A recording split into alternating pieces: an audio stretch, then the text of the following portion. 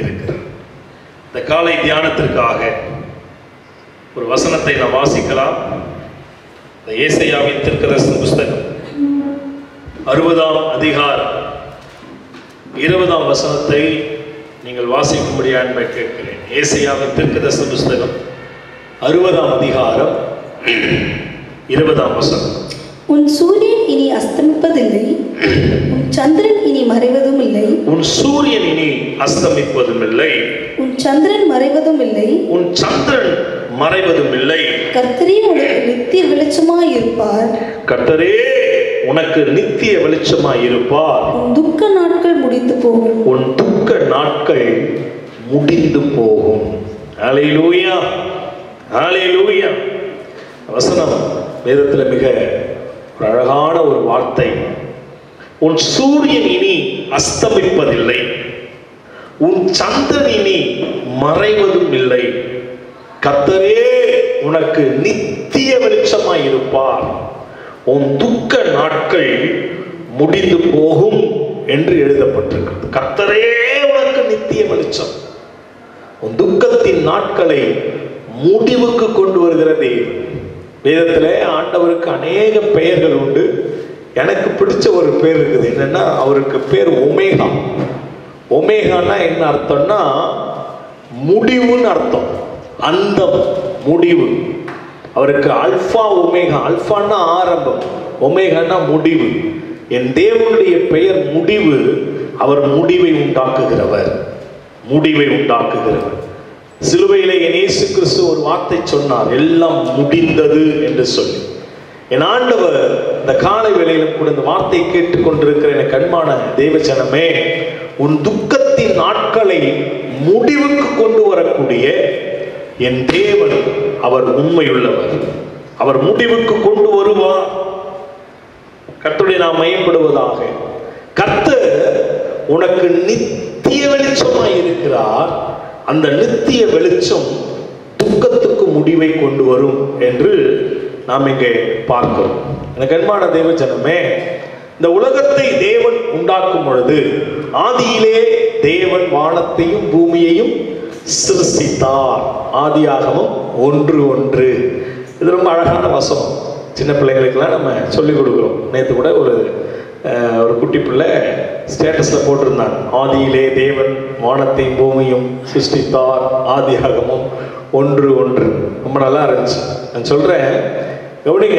ஆண்டவர் ஆதியில வானத்தையும் பூமியை சிருஷ்டித்த பின்பு 2ஆம் வசனம் சொல்லுகிறது, பூமியானது ஒழுங்கின்மையும் வெறுமையுமாயிருந்தது, ஜலத்தின் மீது ஆவியானவர் அசைவாடிக் கொண்டிருந்தார், ஆழத்திலே இருள் இருந்தது என்று எழுதப்பட்டிருக்கிறது.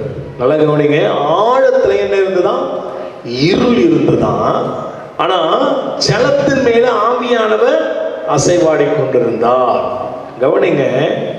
வெளிச்சம் உண்டாக கடவுது என்று ஆண்டவர் வெளிச்சத்தை உண்டாக்கினார். இருள் எங்கே இருக்கிறதோ அந்த இருளை போக்க வேண்டும் என்று சொன்னால் வெளிச்சம் உதிக்க வேண்டும். சந்திரனையும் சூரியனையும் வெளிச்சத்தை ஆளும்படியாய் ஆண்டவர் படைத்தார். ஆனா முதல்ல ஆண்டவர் வெளிச்சத்தை தான் உண்டாக்கினார். நான் இப்படி சொல்ல முடியும், ஆழத்துல இருள் இருந்தது, ஆனா பூமியிலே ஜலத்தின் மேலே ஆவியானவர் அவர் வெளிச்சமாய் வீசிக்கொண்டிருந்தார். ஹல்லேலூயா. ஆழத்துக்குள் இருக்கக்கூடிய இருளை நீக்குவதற்கு என் தேவன் வெளிச்சத்தை முதலாவது உண்டாக்கினார் என்று சொல்லி பார்க்கிறோம். வெளிச்சம் வரும் பொழுது எப்படி அந்த இருள் நீங்கி போகுமோ, அதே போல எனக்கு அன்பான தேவ ஜனமே, கர்த்தரே உனக்கு நித்திய வெளிச்சமாய் இருப்பார். உன் துக்க நாட்கள் முடிந்து போகும் என்று இங்கு எழுதப்பட்டிருக்கிறது. அப்போ வெளிச்சம் வந்தா இருள் போகணும். அப்ப இங்க ஏசாயா சொல்லும் பொழுது சொல்லுகிறார், உன்னுடைய கர்த்தர் உனக்கு நித்திய வெளிச்சமாய் இருப்பார், இருள் விலகும் போடல, துக்கம் விலகும் என்று எழுதப்பட்டிருக்கிறது. அப்போ இருள் என்பது துக்கத்தை குறிக்கிறது. அப்ப அந்த துக்கத்துக்கு, அந்த இருளுக்கு ஒப்பனையா இருப்பதுதான் துக்கம். எனவேதான் அழகா ஏசாயா தீர்க்கதரிசனம் மூலமாய் கர்த்தருடைய பிள்ளைகளுக்கு வார்த்தை வருகிறது, உன் வாழ்க்கையில் இருக்கக்கூடிய இருள் என்கிற துக்கத்தை கர்த்தர் என்கிற வெளிச்சம் உன்னை விட்டு நீக்கி போடும் என்று சொல்லி. எனக்கு அன்பான தேவ ஜனமே, கர்த்தரே உனக்கு நித்திய வெளிச்சமாயிருப்பார். உன் துக்கத்தை ஆண்டவர் நீங்கி போகும்படி ஆண்டவர் செய்வார். கவனிங்க, இந்த துக்கம் ஏன் ஆண்டவர் நீக்கிறாரு? ஒரு மனுஷனுடைய வாழ்க்கையில இருந்து இந்த துக்கத்தை நீக்குவதற்கு காரணம் என்னன்னா, கவனிங்க, ஒரு மனுஷனுடைய வாழ்க்கையில துக்கம் வந்துருச்சுன்னா என்ன ஆகும்னா சமாதானம் கெட்டு போயிடும். நீங்க வேதத்துல வாசிப்பீங்கன்னு சொன்னா 1 சாமுவேல் புஸ்தகத்தில் நம்ம வாசிக்கிறோம், அவள் மிகவும் துக்கப்பட்டாள் என்று வேதத்தில் எழுதப்பட்டிருக்கு. அவள் மிகவும் துக்கப்பட்டாள். மிகவும் துக்கப்பட்டாள். யாரு? அன்னாள் மிகவும் துக்கப்பட்டாள். அவ துக்கமானதுனால என்ன ஆச்சு அப்படின்னா, வீட்டுல சமாதானம் கெட்டு போகிறத பார்க்கிறோம்.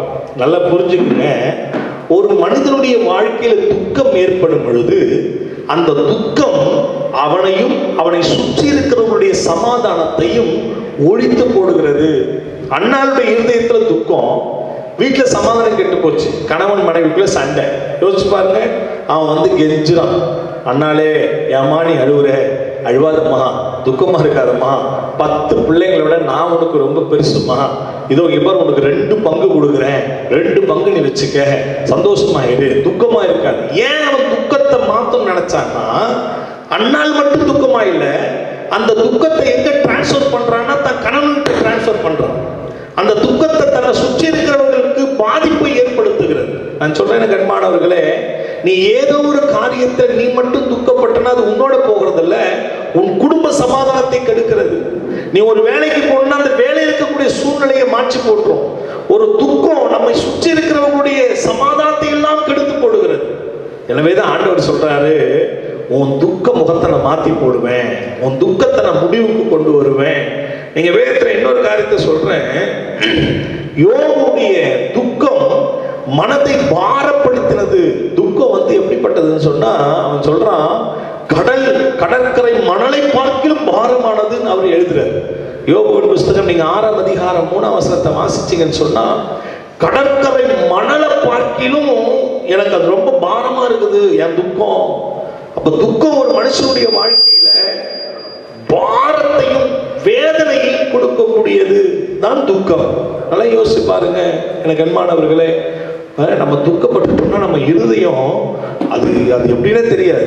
இருதயம் வந்து எத்தனையோ கிராம் சொல்றாங்க, எத்தனையோ கிராம் தான், கிலோலாம் கிடையாது. நம்ம மனுஷனுடைய இருதயம் கிராம் கணக்கு தான், கிலோலாம் கிடையாது. ஆனா அந்த துக்கன்றது ஒண்ணு உள்ள மனசுக்குள்ள வந்துருச்சுன்னா அது கடல் மணலை பார்க்கிலும் அவ்வளவு ஒரு பாரமான ஒரு காரியமா மாறிடுது. கவனிங்க, மனதின் துக்கம் சரீரத்தை ஒடுக்கும் என்று சொல்லி நீதிமொழிகள் புஸ்தகத்துல நீதிமொழி சொல்லுகிறார். மனதனுடைய கவலை, அந்த கவலை அவனை ஒடுக்கும், அவன் சரீரம் ஒடுங்கி போயிடும் என்று எழுதப்பட்டிருக்கு.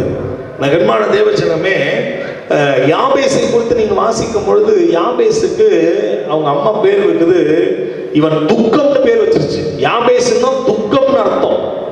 அப்படிங்க, யாபேசுக்கு 3 அர்த்தம் உண்டு. ஒன்னு துக்கம், இன்னொன்னு வறண்ட நிலம், இன்னொன்னு வறட்சின்னு அர்த்தம். இவன் வறட்சி, இவன் வறண்ட நிலம், இவனுக்கு துக்கம் பேர் வச்சு செத்து போச்சு. அன்பான தேவஜனமே, அப்ப அந்த துக்கம் என்பது வேதனைக்குரியது, துக்கம் என்பது பாரத்துக்குரியது, துக்கம் என்பது சமாதானத்தை கெடுக்கக்கூடியது. அது மாத்திரம் இல்ல, எப்படி இந்த துக்கம் வரும் அப்படின்னா, வேதத்துல வாசிக்கும் பொழுது நீங்க 1 சாமுவேல் புஸ்தகம் 10ஆம் அதிகாரம் நீங்க வாசிங்கன்னா, அந்த சவுல் கழுதையை தேடி போயிடுவான். அப்ப சவுலை காணோமே என்று சொல்லி அவனுடைய தகப்பன் கழுதையின் மேல் இருக்கக்கூடிய கவலையை மறந்து தன் மகனுக்காக கவலைப்பட்டான். அப்ப நான் சொல்ற இந்த காலை வேளை எனக்கு அன்பான தேவஜன் வார்த்தை கேட்டுக்கொண்டிருக்கிற யாருடைய துக்கங்கள் எல்லாம் கர்த்தர் மாற்றப் போகிறார் என்று சொல்லி ஒரு சில துக்கங்களை நான் வேகமா சொல்றேன். முகவுரையாய், பிள்ளைகள் நிமித்தமா எப்படி அந்த சவுலுடைய தகப்பன் பிள்ளைக்காக துக்கத்தோடு கூட அவன் இருந்தானோ, அப்படி ஒருவேளை இந்த காலை வேளையிலே தங்களுடைய பிள்ளைகள் நிமித்தமாய், அவருடைய பலவீனத்தின் நிமித்தம், அவருடைய சுகவீனத்தின் நிமித்தம், அவர்களுடைய ஞான குறைவின் நிமித்தம், அவர்களுடைய வாழ்க்கையில் ஏற்பட்ட சில சங்கடங்கள் நிமித்தம், அவர்கள் வாழ்க்கையில் ஏற்பட்ட சில நெருக்கங்கள் நிமித்தம் அநேக பெற்றோர்கள் துக்கப்பட்டுக் கொண்டிருக்கலாம். உன் துக்கத்தை கர்த்தர் முடிவுக்கு கொண்டு வர அவர் உண்மையுள்ள தேவனாய் இருக்கிறார். உங்களை பார்த்து தீர்க்கதரிசனமாய் ஒரு வார்த்தை சொல்லுகிறேன், என் பிள்ளையின் வாழ்க்கையில் ஏன் இந்த நிலைமை, என் பிள்ளைக்கு ஏன் இந்த ஆசீர்வாதம் கிடைக்கவில்லை என்று சொல்லி ஒருவேளை இன்றைக்கு சவுலின் தகப்பனை போல தன் பிள்ளையின் மேல் இருக்கக்கூடிய துக்கத்தோடு கூட இந்த வார்த்தையை நீ கேட்டுக்கொண்டிருப்பாய் என்று சொன்னார். இந்த காலை வேளையில கர்த்தரே உனக்கு நித்திய வெளிச்சமாய் இருப்பார். உன் துக்க நாட்களை கர்த்தர் முடிவுக்கு கொண்டு வர அவர் உண்மையுள்ள தேவனாய் இருக்கிறார். கர்த்தர் முடிவுக்கு கொண்டு வருவார். பிள்ளைகள் நிமித்தம் பெற்றோருக்கு உண்டாகிற துக்கத்தை கர்த்தர் முடிவுக்கு கொண்டு வருவார். அது மாத்திரமல்ல, வேதம் சொல்லுகிறது, நீங்க மத்தேயு சுவிசேஷ புஸ்தகம் 6ஆம் அதிகாரத்துல எண்ணத்தை உண்போம் எண்ணத்தை குடிப்போம் சொல்லி சரீரத்துக்காக நீங்க கவலைப்படாதீங்க, துக்கப்படாதீங்க. உங்க சரீரத்திற்காக நீங்க துக்கப்படாதீங்க என்று எழுதப்பட்டிருக்கிறது. அப்படியே இன்னைக்கு நிறைய பேருக்கு தங்கள் சரீரங்களை குறித்து பயங்கர துக்கம். ஒல்லியாவது பச்சு துக்கப்படுறாங்க, கருப்பாயிட்டா துக்கப்படுறாங்க, முடி கொட்டி போனா துக்கப்படுறாங்க, ஹெல்த்ல ஏதாவது ஒரு சின்ன சிக்னஸ், சின்ன ஹார்ட்ல பிளாக்கே இல்லைனாலும் பிளாக்னு பேர் வச்சிருவாங்க. நிறைய பிரச்சனை இருக்குது. ஏகப்பட்ட இந்த சரீரத்துல ஒரு சின்ன சின்ன காரியத்திற்கெல்லாம் நாம் துக்கப்படுவது உண்டு. ஐயோ அப்படின்னு சொல்லி கவனிங்க, உன் சரீரத்தை குறித்து நீ ஒரு நாளும் துக்கப்படாத. உன் சரீரம் கர்த்தருடைய ஆலயமாய் இருக்கிறது வேதம் சொல்லுகிறது. அல்லேலூயா. 1 பேதுரு 1 கொரிந்தியர் புத்தகம் நிருபம் 3ஆம் அதிகாரம் 16ஆம் வசனத்தை வாசிச்சீங்கன்னா, நீங்களே அந்த ஆலயம், இது கர்த்தருடைய ஆலயம். இந்த ஆலயத்தை குறித்து நீ கவலைப்படாத, அந்த ஆலயத்தை கர்த்தர் பார்த்துப்பாரு. அல்லேலூயா. அது மாத்திரம் இல்ல, நீங்க மத்தேயு சுவிசேஷ புத்தகம் 6ஆம் அதிகாரம் 31ஆம் வசனத்தை வாசிப்பீங்கன்னு சொன்னா, எண்ணத்தை உண்போம் எண்ணத்தை குடிப்போம் சொல்லி கவலைப்படாதீங்க. எதை சாப்பிடுவோம், எதை குடிப்போம், எதை உடுத்துவோம் கவலைப்படாதீங்க என்று எழுதப்பட்டிருக்கு. இன்னைக்கு நிறைய பிள்ளைகளுக்கு கவனிங்க, இந்த நெருக்கமான சூழ்நிலை, இந்த லாக்டவுன்ல அவர்களுடைய அன்றாட தேவை பாதிக்கப்பட்டிருக்கிறது. நேற்று ஒரு தம்பி, நம்ம சர்ச்சில் இருக்கிற தம்பி, ஆந்திராவுக்கு போய் மாட்டிக்கிட்டான். கிட்டத்தட்ட 3 மாசம் வரல. நேற்று திடீர்னு வழியில பார்த்தேன், கூப்பிட்டு கேட்டேன், தம்பி எப்படா நீ வந்த, பஸ்ஸே இல்லையே, ட்ரெயினே இல்லையே. ஆஸ்டர் அதை ஏன் கேட்குறீங்க, நான் ஆந்திராவிலேருந்து தமிழ்நாடு பார்டர் வரைக்கும் நடந்தே வந்தேன். ஏன்னா சொந்தக்கார வீட்டில் போய் எவ்வளோ நாள் தங்குறது, எவ்வளோ நாள் இருக்க முடியும்? நடந்தே வந்தேன். தமிழ்நாடு பார்டரில் வந்ததுக்கப்புறம் லாரி பிடிச்சி வந்தேன். இந்த லாக்டவுனில் எத்தனையோ பிள்ளைகள் ஆகாரத்துக்கும் அன்றாட தேவைக்கும் எவ்வளோ நெருக்கத்தின் மத்தியில் இருக்கிறார்கள். நான் சொல்கிறேன், கர்த்தருடைய பிள்ளைகளே, உன் அன்றாட தேவைக்காக நீ ஒரு நாளும் துக்கப்படாத, ஒரு நாளும் கவலைப்படாத. இதோ ஆகாயத்து பட்சிகளை பாருங்கள், அதை விதைப்பதும் இல்லை, அது களஞ்சியங்கள் சேர்த்து வைப்பதும் இல்லை, அவைகளை பிழைப்பூட்டுகிற பரமபிதா உன்னை கர்த்தர் பிழைப்பூட்டுவார். எனவே ஒரு நாளும் உன் அன்றாட தேவைக்காக நீ கவலைப்படாத. அது மாத்திரம் இல்ல, வசனம் சொல்லுது, உன் எதிர்காலத்தை குறித்து நீ கவலைப்படாத. நாளைய தினத்தை குறித்து நீ என்ன பண்ணக்கூடாது, துக்கப்படக்கூடாது, கவலைப்படக்கூடாது, உட்கார்ந்து அழக்கூடாது. ஐயோ நாளைக்கு என்ன நடக்குமோ, நாளைக்கு என்ன ஆகுமோ என்று சொல்லி கவனிங்க. வேதம் நமக்கு ரொம்ப அழகா தெளிவா சொல்லுது. அது மாத்திரம் லூக்கா சுவிசேஷ புஸ்தகம் 10ஆம் அதிகாரம் நீங்க 41ஆம் வசனத்தை நீங்க வாசிச்சீங்கன்னு சொன்ன வசனம் சொல்லுது ரொம்ப அழகா. மார்த்தாளு மரியாதை பார்த்து, மார்த்தாளே நீ அநேக காரியங்களினாலே கவலைப்படுகிறாள். 1-2 இல்லை, அநேக காரியத்தினால கவலைப்படுறாங்க. சில பேர் பார்த்தீங்கன்னு சொன்னா, தான் வீட்டு பிரச்சனை, பக்கத்து வீட்டு பிரச்சனை, ஊராம் வீட்டு பிரச்சனை எல்லாத்தையும் இழுத்து மேலையில போட்டுக்கணும் ஒரே துக்கமா உட்காந்துட்டே இருப்பாங்க. நான் சொல்றேன், மற்ற எல்லாத்துக்கும் போட்டு கவலைப்பட, எல்லாத்துக்கும் கவலைப்படாதீங்க. நாளை தினத்தை குறித்து நீங்கள் கவலை கொள்ளாத. அல்லேலூயா. காரணம், உன் துக்கத்தை மாற்றுகிற தேவன் உனக்கு அவர் நித்திய வெளிச்சமாக இருக்கிறார். விசுவாசிக்கிற பிள்ளைங்க கரங்களை உயர்த்துவார். ஆமென் சொல்லுங்க பார்ப்போம். ஹல்லேலூயா. அதனாலதான் அழகா தங்கச்சி பாட்டு பாடினாங்க, நம்மை நடத்துகிற தேவன் அவர் நம்ம கூட இருக்கிறார். அவர் நித்திய வெளிச்சமாய் கூட இருக்கிறார். அவருடைய நேர்வழியை நடத்துவார். உன் துக்கத்தை மாற்றி, நாளை தினத்தை குறித்திருக்கிற கவலையை மாற்றி, உன் தேவைகளை கர்த்தர் சந்தித்து உன்னை நேர்வழியாய் அழகாய் ஆசீர்வாதமாய் நடத்துகிற நித்திய வெளிச்சமாகிய கர்த்தர் உன்னோடு கூட இருக்கிறார். ஓ, அவர் உனக்கு வெளிச்சமாய் இருக்கிறபடியினால் உன் துக்கத்தை, உன் கவலைகளை, உன் துன்பங்களை, உன் துயரங்களை அவர் மாற்றிக் கொள்வதற்கு அவர் போதுமானவராய் இருக்கிறார். ஹல்லேலூயா, ஹல்லேலூயா. கர்த்தருடைய நாமம் மையப்படுவதாக. கவனிங்க, என்னுடைய செய்தி முகவுரையாய் துக்கம் ஏன் வருது, துக்கம் எப்படிப்பட்டது, அதனுடைய வேதனை எப்படிப்பட்டது, அது என்னத்தை கொண்டு வரும்னு சொல்ல, அதனுடைய விளைவுகளையும் சொன்னேன். இப்போ என் செய்தியின் தலைப்பு, யாருடைய துக்கத்தை கர்த்தர் மாற்றுவார். வசனம் சொல்லுது, கர்த்தர் நித்திய வெளிச்சமாயிருந்தா துக்கம் மாறும் அப்படின்னு. அப்ப யாருமே கர்த்தர் வெளிச்சமாயிருப்பார், அல்லது யாருக்கு கர்த்தர் வெளிச்சமாயிருப்பார் என்று சொல்லி ஒரு 3 காரியத்தை வேகமாய் உங்களுக்கு நான் சொல்ல போகிறேன். 3 காரியம். யாருக்கு கர்த்தர் வெளிச்சமாய் இருப்பார், அல்லது யார் மேல் கர்த்தர் வெளிச்சமாய் பிரகாசிப்பார்? வாசிங்க ஆதியாகமத்தின் புஸ்தகம் 32ஆம் அதிகாரம் 31ஆம் வசனம். ஆதியாகமம் 32, 31 வாசிங்க பாப்போம். அவன் பெனியேலை கடந்து போகையில் சூரியன் உதயமாயிற்று. சூரியன் அவனுக்கு உதயமாயிற்று. கவனிங்க, ஒரு 3 வசனத்தை வாசிப்பேன். ஒரு 5-10 நிமிடத்தில் என் செய்தியை நான் முடிக்க விரும்புகிறேன். அவன் பெனியேலை கடந்து போகையில் சூரியன் உதயமாயிற்று. கவனிங்க, சூரியன் என்பது இயேசு கிறிஸ்துவுக்கு ஒப்பனையான நீதியின் சூரியனாகிய தேவன் என்று சொல்லி இயேசுவை நாம் ஒப்பிட்டு பார்க்கிறோம். நீதியின் சூரியன் அவர்தான்.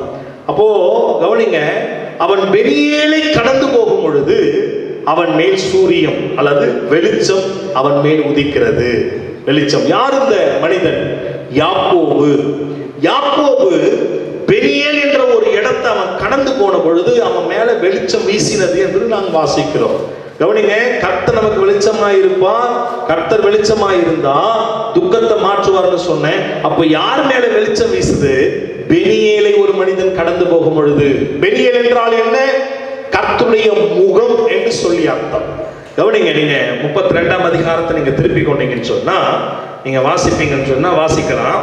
30ஆம் வசனம். அப்பொழுது யாக்கோபு, நான் தேவனை முகமுகமாய் கண்டே உயிர் தப்பி பிழைத்தேன் என்று சொல்லி அந்த ஸ்தலத்திற்கு பெனியே என்று பெயரிட்டான்.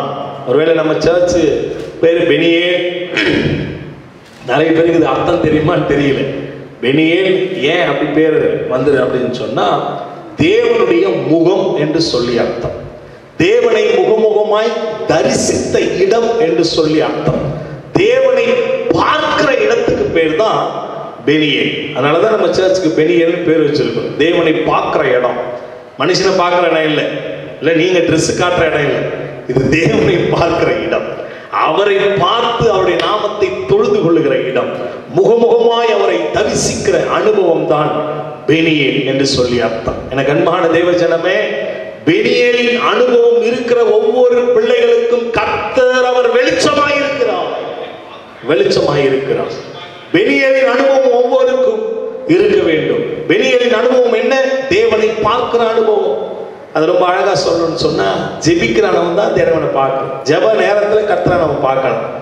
ஜெப நேரத்தினுடைய முகத்தை நாம் தரிசிக்கலாம்.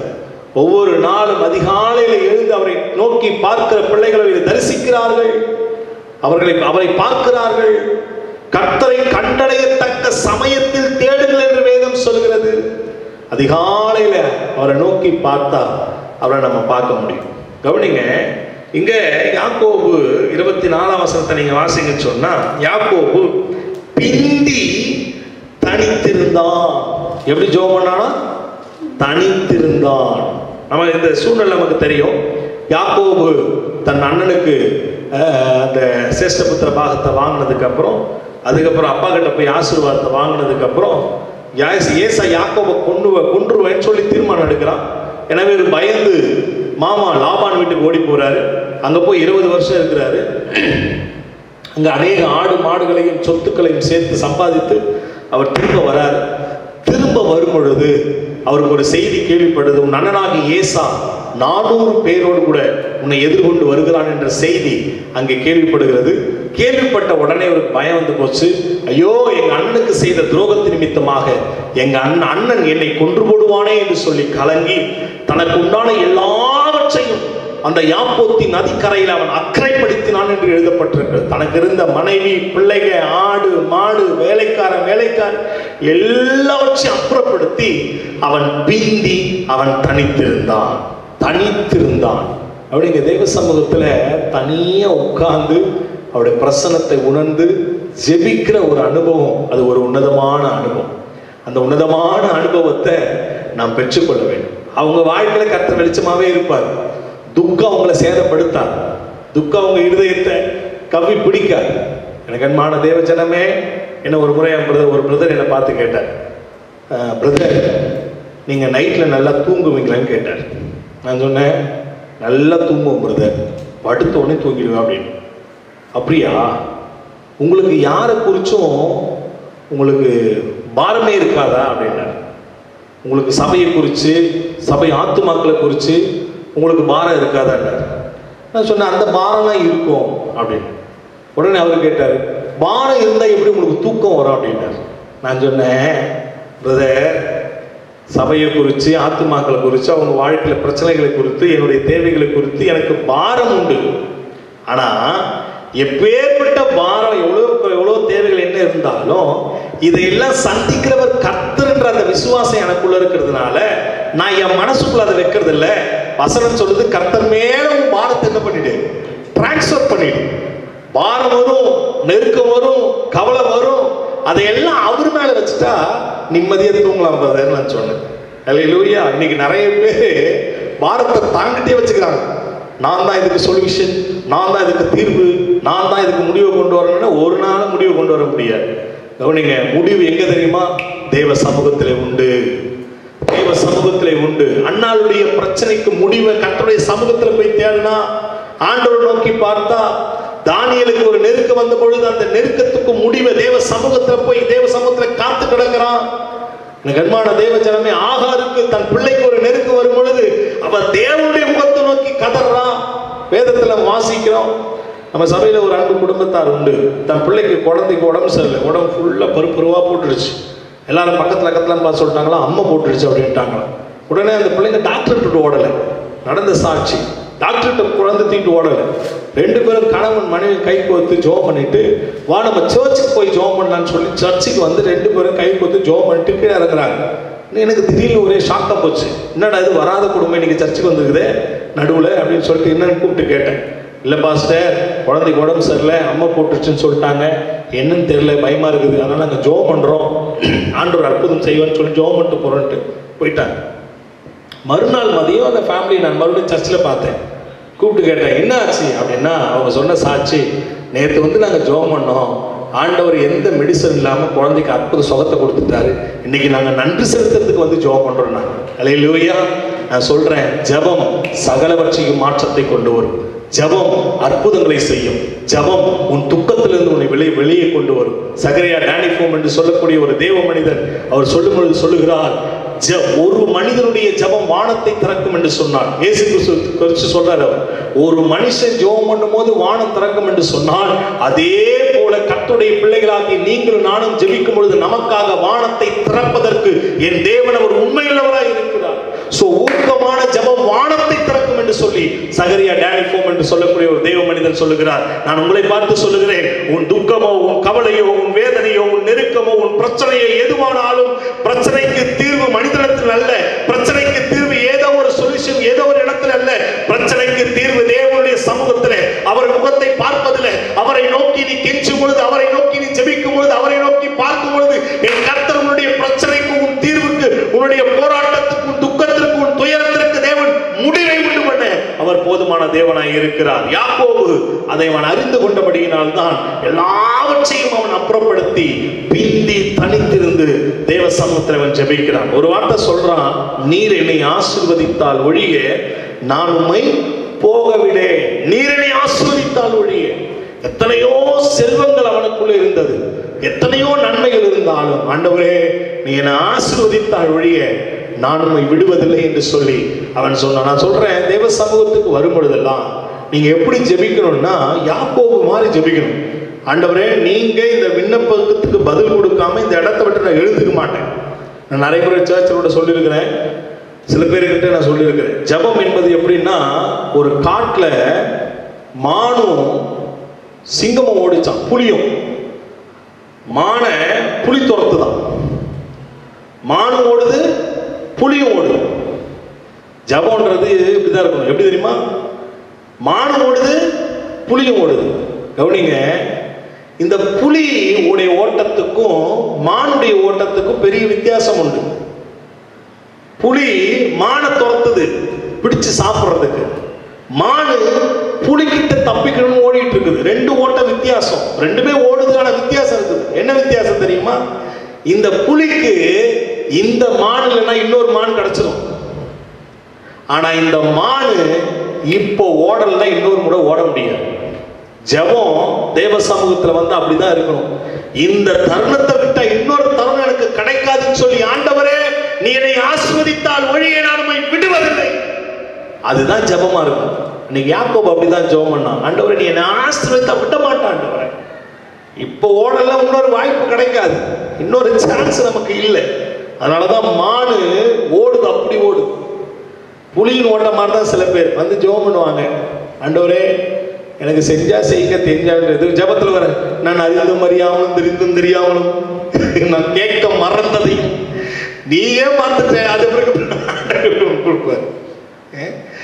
நீயே கேட்க மறந்துட்டாங்க, கேட்க மறந்தது தாங்க, நீயே மறந்து போயிட்டு உனக்கு கேட்க கொடுப்பார். கேளுங்க, மான் மாதிரி கேட்கணும். ஆண்டவரே நீர் என்னை ஆசீர்வதித்தால் ஒழிய நான் உம்மை விடுவதில்லை, நான் உம்மை விடுவதில்லை. அன்னைக்கு யாக்கோபு தேவ சமூகத்துல அவன் கேட்டான். முதலாவது யாருக்கு கர்த்தர் வெளிச்சமாயிருக்கிறார்? வசனம் சொல்லுது, அவன் பெனியேலை கடந்து போகையில் சூரியன் உதயமாயிற்று. சூரியன் உதயமாயிற்று அப்படின்னா என்ன அர்த்தம்? ஜெபம், தேவனுடைய பாதத்தில் அமர்ந்திருக்கிற அனுபவம் எந்த மனிதனுடைய வாழ்க்கையில் இருக்கிறதோ அவனுக்கு கர்த்தர் நித்திய வெளிச்சமாய் இருக்கிறார். இரண்டாவது வாசிங்க, நீங்க ஆதியாகமத்தின் புஸ்தகம் 19ஆம் அதிகாரம் 23ஆம் வசனம் வாசிங்க. லோத்து சோவாருக்குள் வரும்போது, லோத்து சோவாருக்குள் வரும் பொழுது பூமியின் மேல் சூரியன் உதித்தது. கவனிங்க, அங்க யாக்கோபு பெனியேலை கடக்கும் பொழுது சூரியன் உதயமாயிற்று. இங்க லோத்து சோவாருக்குள் வரும் பொழுது சூரியன் உதயமானது என்று எழுதப்பட்டிருக்கிறது. அங்கே பெனியேல் என்பது தேவனுடைய பாதத்தில் அமர்ந்திருக்கிற அனுபவம். தேவனுடைய பாதத்தில் அமர்ந்திருக்கிற பிள்ளைகளுக்கு கர்த்தர் வெளிச்சமாய் இருக்கிறார். இரண்டாவது, இங்கே லோத்து என்ற ஒரு மனிதனை குறித்து வாசிக்கிறோம். இந்த லோத்து ஆபிரகாமோடு கூட இருந்தவன். ஒரு முறை லோத்தின் மேய்ப்பருக்கும் ஆபிரகாமுடைய மந்தை மேய்ப்பர்களுக்கு சண்டை வந்துச்சு. வசனம் சொல்லுது, அவன் கண்களை ஏறெடுத்து பார்த்தான். பார்க்கும் பொழுது சோதோம் குமாரா பட்டணம் கர்த்தரின் தோட்டத்தை போல, அப்படின்னா ஏதேன் தோட்டத்தை போல இருந்துதான். அதுல ஒரு வார்த்தை போட்டிருக்குது, நீங்க 10ஆம் அதிகாரம் நினைக்கிறேன், 13ஆம் அதிகாரத்துல, ஆதியாகமம் 13:10 நான் வாசிக்கிறேன் பாருங்க. அப்பொழுது லோத்து தன் கண்களை ஏறெடுத்து பார்த்த பொழுது யோர்தான் நதிக்கு அருகான சமபூமி முழுவதும் நீர்வளம் பொருந்ததாய் இருக்க கண்டால், கர்த்தர் சோதோம் குமாராவை அழிக்கும் முன்னே சோவாருக்கு போகும் வழி மட்டும் அது கர்த்தருடைய தோட்டத்தை போலவும் எகிப்தின் தேசத்தை போலவும் இருந்தது அப்படின்னு எழுதப்பட்டிருக்கு. கவனிங்க, சோதோம் குமாரா பட்டணம் பாவம் நிறைந்த பட்டணம். நீங்க 18ஆம் அதிகாரம் 20ஆம் வசனத்தை நீங்க வாசிச்சீங்கன்னா, ஆதியாகமம் 18 சோதோம் குமாராவின் கூக்குரல் பெரிதாக இருப்பதினால் அவைகளின் பாவம் மிகவும் கொடிதாயிருப்பதினாலும் போதும். அப்ப சோதோம் பட்டணம் பாவம் நிறைந்த பட்டணம். சோதோம் பட்டணத்துல என்ன பாவம் இருந்துச்சு?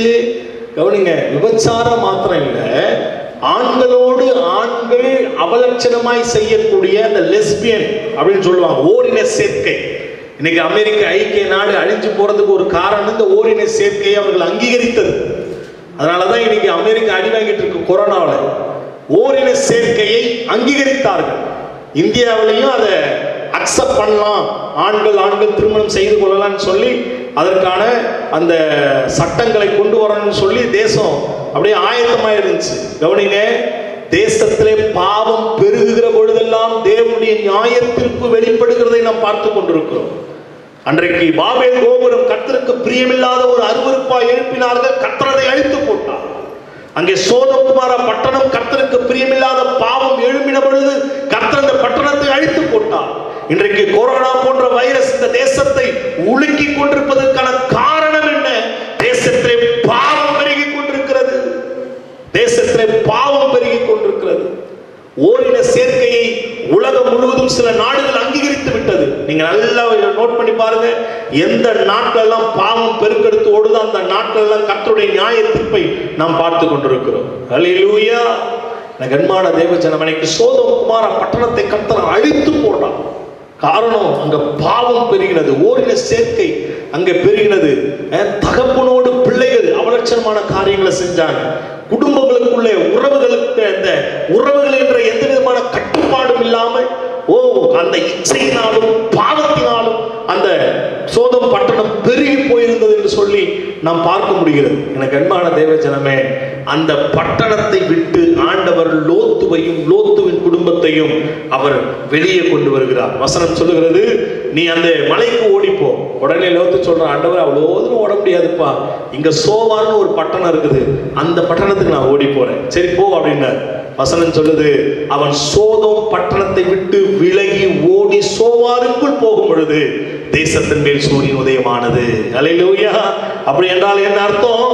பாவத்தை விட்டு ஒரு மனிதன் தன்னை அப்புறப்படுத்தும் பொழுது, பாவத்தை விட்டு ஒரு மனிதன் விலகி ஓடும் பொழுது என் தேவன் அவனுக்கு வெளிச்சமாயிருக்கிறார். அல்லேலூயா. கவனிங்க, உலகம் முழுவதும் பாவம் பெருகி கொண்டிருக்கிறது. நம்ம வேலை ஸ்தலத்துல, கல்லூரியில, ஸ்கூல்ல 6th படிக்கிற பையன் சிகரெட் பிடிக்க ஆரம்பிச்சிட்டான். 3rd படிக்கிற பொண்ணு லவ் லெட்டர் எழுதுது. 3rd படிக்கிற பொண்ணு. என்னென்னவோ நடக்குது தேசத்துல. எத்தனையோ பாவ காரியங்கள் பெருக்கெடுத்து ஓடிக்கொண்டிருக்கிறது. எனக்கு அன்பான தேவ ஜனமே, நான் பிரசிடென்ட்ஸ் காலேஜ் படித்தேன். சில விஷயங்களை வெளியே சொல்ல முடியாது. கல்லூரியில சில பிள்ளைகள் பேசுகிற காரியங்கள், அவங்க சொன்ன சில காரியம்லாம், கல்லூரி படிக்கக்கூடிய பெண்கள், கல்லூரி படிக்கக்கூடிய ஆண்கள் எத்தனையோ பணத்துக்காக, ஒரு ரொம்ப ஒரு ஜாலி லைஃப்காக தன்னுடைய பரிசுத்தத்தை இழந்து போனவர்கள் அநேகர் உண்டு. பரிசுத்தத்தை, தேசத்தில் பாவம் பெருகி கொண்டிருக்கிறது. கண்மான தேவஜனமே, இப்படிப்பட்ட தேசத்தில் நீங்களும் நானும் நம்மை பரிசுத்தமாய் காத்துக்கொள்ள வேண்டும். எகிப்து தேசம் பாவத்தில் பெருகினது. யோசேப்பு அந்த எகிப்து தேசத்தில் பரிசுத்தமானாய் வாழ்ந்தான். அவளை ஒருவர், அந்த போர்த்திபார் மனைவி அவனை தவறாய் இழுக்கிறார். வசனம் சொல்லுது, தன் வஸ்திரத்தை கழட்டி விட்டு ஓடினான் என்று வேதத்தில் வாசிக்கிறோம். தன் பரிசுத்தத்தை காத்து கொண்டவன் யோசேப்பு. எனக்கு அன்பான தேவஜனமே, எத்தனையோ சூழ்நிலைகள், எத்தனையோ காரியங்கள் தேசத்தில் பெருகி கொண்டு, விக்கிரக ஆராதனை பெருகி கொண்டிருக்கிறது. கர்த்தருக்கு பிரியமில்லாத அருவருப்புகள் தேசத்தில் பெருகி கொண்டிருக்கிறது. பரிசுத்தத்தை நீ காத்துக் கொள்ளும் பொழுது கர்த்தர் உனக்கு நித்திய வெளிச்சமாய் இருக்கிறார். கர்த்தர் உனக்கு நித்திய வெளிச்சமாய் இருக்கிறார். கவனிங்க, நான் சொல்ற ஒரு காரியத்தை நான் உங்களுக்கு சொல்ல விரும்புறேன். வசனத்தை நீங்க வாசிப்பீங்கன்னு சொன்னா, சோதோம் குமாரா பட்டணம் பார்ப்பதற்கு ஏதேன் தோட்டத்தை போல இருந்ததாம். எனக்கு அது வசனம் ரொம்ப தூக்கி வாரி போடுச்சு. பார்க்கறதுக்கு ஏதேன் தோட்டத்தை போல இருந்தது. ஆனா உள்ள என்ன இருந்துச்சு? பாவம் இருந்தது. அப்போ பார்க்கறதுக்கு ஆசீர்வாதம் இருந்தா, ஆசீர்வாதம் இருக்கிறதுனால பாவம் இல்லைன்னு அர்த்தம் கிடையாது. இன்னும் நான் இப்படி சொல்றேன், ஆசீர்வாதம் வரும் பொழுது நாம் மிகவும் எச்சரிக்கையா இருக்கணும். எப்போ செழிப்பு வருதோ, எப்போ மேன்மை வருதோ, எப்போ உயர்வு வருதோ, நம்ம அதில் ரொம்ப கவனமா இருக்கணும். காரணம், அந்த ஆசீர்வாதமே பிசாசு நம்மை பாவத்துக்குள் தள்ளுவதற்கு அவன் மிகவும் திட்டமிடுவான். எனக்கு அன்பான தேவஜனமே, உனக்கு கிடைத்த ஆசீர்வாதத்துக்கான கர்த்தரை துதிக்கிறேன். நீ செழிப்பாய் கர்த்தரின் தோட்டத்தை போல இரு, ஆனால் பாவத்துக்கு உன்னை விலக்கி காத்துக்கொள். அன்றைக்கு லோத்து தன்னுடைய அந்த பாவம் நிறைந்த பட்டணத்தை விட்டு அவன் புறப்பட்டு ஓடுகிறான். தன் மனைவியும் பிள்ளைகளையும் கூப்பிட்டு ஓடுறான். நமக்கு தெரியும், லோத்துடைய மனைவி மாத்திரம் திரும்பி பார்த்து அவர்கள் உப்புத்தூணாய் மாறி போனார்கள். பாவத்தை திரும்பி பார்க்கிறவர்கள் உண்டு, விட்டு வந்த பாவத்தை திரும்பி பார்க்கிறவர்கள் உண்டு. எதை செய்யக்கூடாதுன்னு தீர்மானம் எடுத்தாங்களோ, 1ஆம் தேதியான தீர்மானம் எடுத்துக்கொள்ள, நம்மலாம் ஜனவரி 1ஆம் தேதியான சும்மா ஆஹா ஓஹோ தீர்மானம் தான். ஆண்டவரே, நான் ஒரு நாளைக்கு 2 மணி நேரம் ஜெபிப்பேன். ஆண்டவரே, வாரத்தில் ஒரு நாள் நான் சர்ச்சுக்கு போயிடுவேன். ஞாயிற்றுக்கிழமை இல்லை, மற்ற நாளில் ஒரு நாள் நான் சர்ச்சுக்கு போய் ஜெபம் பண்ணிடுவேன். ஆண்டவரே, எங்கள் அப்பா அம்மாவை நான் திட்ட மாட்டேன். ஆண்டவரே, நான் ஒழுங்காக உட்கார்ந்து படிப்பேன். நான் வேதத்தை இந்த ஆண்டுக்குள்ளே நான் படித்து முடித்திருவேன். எத்தனையோ தீர்மானங்கள். உங்கள் தீர்மானங்கள்லாம் பைபிள் பேப்பர் கொள்ளாது. நான் கோபப்பட மாட்டேன், நான் எதிர்த்து பேச மாட்டேன், நான் இந்த பாவம் செய்ய மாட்டேன். விசேஷமா ஒரு கோத்திரம் பண்ணுவாங்க, நான் பொய் சொல்ல மாட்டேன். அதுவே பெரிய பொய். பொய் சொல்ல மாட்டேன். இப்படி நிறைய தீர்மானங்களை எடுத்துட்டு, தீர்மானங்களை நிறைவேற்ற முடியாமல் லோத்து மனைவி மாதிரி திரும்ப பார்க்கறது.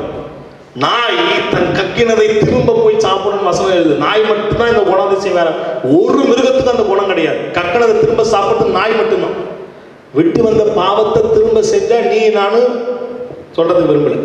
அல்லேலூயா. கர்த்தர் நாம மையப்படுவதாக. சோவாருக்குள் அவன் போகும் பொழுது தேசத்தின் மேல் அந்த சூரியன் உதயமானது. 2வது, எவன் ஒருவன் பாவத்தை விட்டு வெளியே வருகிறானோ கர்த்தர் அவனுக்கு வெளிச்சமாய் இருக்கிறார். 1வது, தேவனுடைய பாதத்தை அமர்ந்திருக்கிறவனுக்கு கர்த்தர் வெளிச்சம்.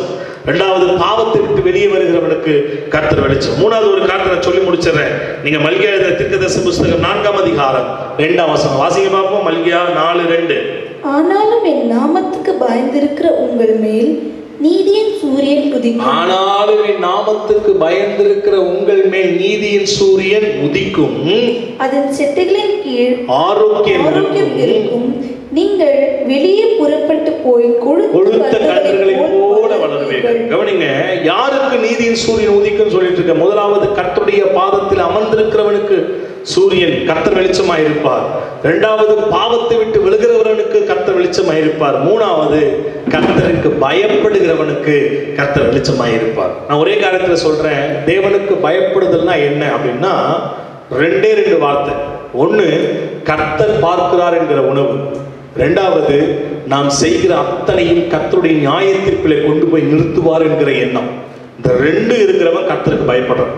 நான் சொல்ல திரும்ப சொல்லுங்க பாப்போம். கர்த்தர் பார்க்கிறார் என்கிற உணர்வு, நான் செய்யக்கூடிய அத்தனை செய்கைக்கும் நியாய தீர்ப்பிலே கர்த்தர் என்னை கொண்டு போய் நிறுத்துவார் என்ற அந்த எண்ணம். இந்த ரெண்டு இருந்தா போதும் நம்ம கர்த்தருக்கு பயப்படுறவங்களா எழுதுறோம். ஆண்டவர் என்ன பார்த்துக்கிட்டே இருக்கிறார், கர்த்தர் என்ன பார்த்துக்கிட்டே இருக்கிறார். என் அந்தரங்கத்தை பார்த்து கொண்டிருக்கிறார், என் வழியை கர்த்தர் பார்த்து கொண்டிருக்கிறார், என் சிந்தையை கர்த்தர் பார்த்து கொண்டிருக்கிறார். ஓ, என் செய்கையை கர்த்தர் நியாயத்தீர்ப்பிலே கொண்டு வந்து நிறுத்துவார். நான் செய்கிற அத்தனை செய்கைக்கும் ஒருவேளை நன்மையா இருக்கும் என்று சொன்னால் அதற்கு நன்மையான பலன், கர்த்தருக்கு பிரியமில்லாததா இருக்கும் என்று சொன்னால் எனக்கு அதுக்கு நியாயத்தீர்ப்பு உண்டு என்கிற அந்த உணர்வு நமக்குள்ள இருந்தால் தேவனுக்கு பயப்படுவர்களாய் நாம் வாழ முடியும். எனக்கு அன்பான தேவ ஜனமே, என் செய்தியை நான் முடிக்கிறேன். 3 பிள்ளைகளுக்கு கர்த்தர் வெளிச்சமாயிருப்பார். ஒன்று, கர்த்தருடைய பாதத்தில் அமர்ந்திருக்கிறவர்கள். இரண்டாவது, பாவத்தை விட்டு விலகுகிறவர்கள். மூன்றாவது, தேவனுக்கு பயப்படுகிற பிள்ளைகள். 3 சொல்லி இருக்கிற. ஒன்று பாதத்தில் அமர்ந்திருப்பது, இன்னொன்று பாவத்தை விட்டு விலகுவது, இன்னொன்று கர்த்தருக்கு பயப்படுகிற பயம். இப்படிப்பட்ட பிள்ளைகளுக்கு கர்த்தர் வெளிச்சமாயிருப்பார். இருக்கிற இடத்துல யாவரும் எழுந்து நின்று கண்களை மூடி 2 கரங்களை வானத்துக்கு நேராக உயர்த்தி, ஆண்டவரே, ஒருவேளை என் ஜெப வாழ்க்கையை நான் தொலைத்து போயிருப்பேன் என்று சொன்னால் திரும்ப உடைய சமூகத்தில் வந்து உடைய முகத்தை காண்பதற்கு, உடைய முகத்தை பார்ப்பதற்கு, உடைய பாதத்திலே வந்து அமருவதற்கு எனக்கு உதவி செய்யும் என்று சொல்லி உங்களை நீங்கள் ஒப்புக் கொடுங்கள். ஆண்டவரே, என்னை ஒப்புக் கொடுக்கிறேன், என்னை அர்ப்பணிக்கிறேன், உடைய பாதத்திலே வந்து அமர்வதற்கு என்னை ஒப்புக் கொடுக்கிறேன். தகப்பனே, ஒரு வெளியலின் அனுபவம் எனக்குள்ளே உண்டாக, உடைய முகத்தை பார்க்கக்கூடிய ஒரு அனுபவத்தை கர்த்தர் நீர் எனக்கு கட்டளையிடுவீராக. அநேக பிள்ளைகள் தங்களுடைய ஜெப ஜீவியத்தை இழந்து போனவர்களாக இருக்கிறார்களே. ஆண்டவரே, ஜெபிக்கக்கூடிய அந்த அனுபவம் திரும்ப இவர்களுக்கு துளிர் விடுவதாக.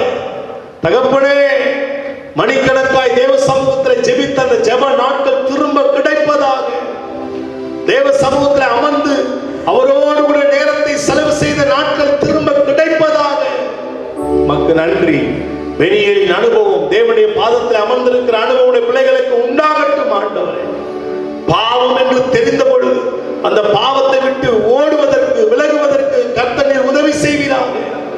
தகப்பனே, தெய்வமே, பாவத்தை விட்டு விலக கர்த்தர் நீர் அனுக்கிரகம் பண்ணுவீராக. மக்கள் நன்றி. ஆண்டவரே, மக்கள் பிரியமில்லாத காரியம் எங்களிடத்தில் உண்டு என்று சொன்னால் ஒரு விசை கூட நீர் எங்களை மன்னிப்பீராக. அந்த ஆண்டவரே, சோதோம் குமாரா பட்டணத்தை விட்டு விலகி ஓடின லோத்துவின் குடும்பத்தாரை போல நாங்களும் இந்த உலகத்தினுடைய பாவத்திற்கு, இந்த உலகத்தினுடைய அனித்தியத்திற்கு, இந்த உலகத்தினுடைய ஆண்டவர் அருவருப்புகளுக்கு விலகி ஓடுவதற்கு கர்த்தர் உதவி செய்யும். விசேஷமாக எங்களுடைய பெனியல் குடும்பங்கள் இருக்கக்கூடிய வாலிப பிள்ளைகளுக்கு நான் ஜெபிக்கிறேன். தங்கள் பரிசுத்தத்தை காத்துக் கொள்வதற்கு கர்த்தர் உதவி செய்வீராக. நன்றியோடு உம்மை துதிக்கிறேன் அப்பா, உம்மை ஸ்தோத்தரிக்கிறேன். ஆண்டவரே, உமக்கு பயப்படுகிற பயம், தேவனுக்கு பயப்படுகிற பயம் உம்முடைய பிள்ளைகளுக்கு உண்டாவதாக. கர்த்தர் பார்க்கிறார் என்கிற உணர்வு, கர்த்தரை நியாயத்திலே கொண்டு போய் நிறுத்துவார் என்கிற ஒரு உணர்வு உம்முடைய பிள்ளைகளுக்கு உண்டாவதாக. ஆன்லைன் மூலமாக இந்த செய்தி கேட்டுக் கொண்டிருக்கிற ஒவ்வொரு பிள்ளைகளுக்கும் கர்த்தரே நீர் வெளிச்சமாயிருப்பீராக, நீ நித்திய வெளிச்சமாயிருப்பீராக.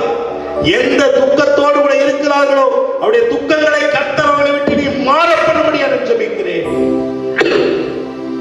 கர்த்தரே, உனக்கு நித்திய வெளிச்சம், உன் துக்க நாட்கள் முடிந்து போகும் என்று சொன்னீரே. வார்த்தையின்படி பிள்ளை நிமித்தம், தன்னுடைய அன்றாட தேவை நிமித்தம், ஆண்டவரை எதிர்காலத்தை குறித்து, ஆண்டவரே அநேக காரியங்களை குறித்து துக்கித்துக் கொண்டிருக்கிற ஒவ்வொரு பிள்ளைகளுடைய துக்கத்தை கர்த்தரின் முடிவுக்கு கொண்டு வரும்படியாக ஜெபிக்கிறேன். தங்கள் சரீரத்தில் இருக்கிற பலவீனத்தை குறித்து இருக்கக்கூடிய துக்கங்கள் மாறுவதாக. எதிர்காலத்திலே ஆண்டவரே சில திட்டங்களை